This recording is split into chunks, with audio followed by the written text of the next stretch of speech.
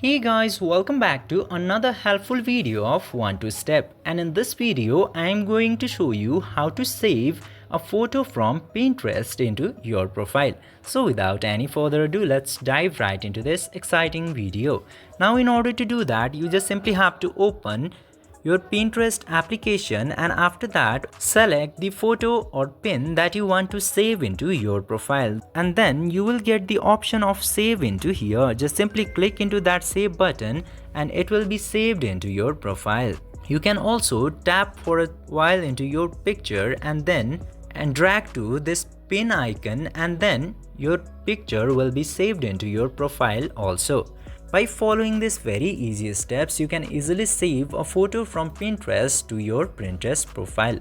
I hope this video was helpful for you. If yes, don't forget to like, share and subscribe to the channel to never miss another update.